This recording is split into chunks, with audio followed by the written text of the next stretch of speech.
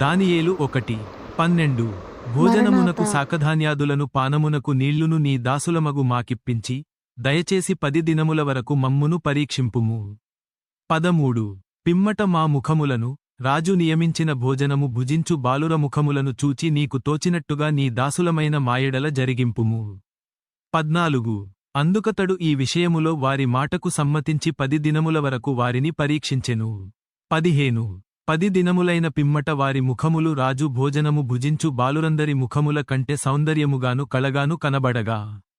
16 రాజు వారికి నియమించిన భోజనమును పానము కొరకైన ద్రాక్షారసమును ఆ నియామకుడు తీసివేసి వారికి శాకధాన్యాదులనిచ్చెను. 17 ఈ నలుగురు బాలుర సంగతి ఏమనగా దేవుడు వారికి జ్ఞానమును సకల శాస్త్రప్రవీణతయు వివేచనయు అనుగ్రహించెను. మరియు దానియేలు సకల విధములగు దర్శనములను స్వప్నభావములను గ్రహించు తెలివిగలవాడై యుండెను.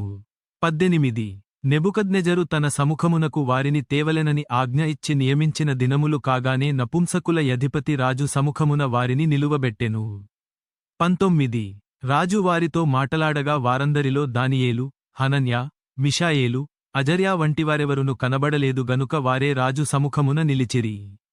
20 రాజు వీరి యొద్ద విచారణ చేయగా జ్ఞానవివేకముల సంబంధమైన ప్రతి విషయములో వీరు తన రాజ్యమందంతట నుండు శకునగాండ్ర కంటెను గారడీ విద్య గలవారందరి కంటెను 10 ఎంతలు శ్రేష్ఠులని తెలియబడెను. 21 ఈ దానియేలు కోరెషు ఏలుబడిలో మొదటి సంవత్సరము వరకు జీవించెను.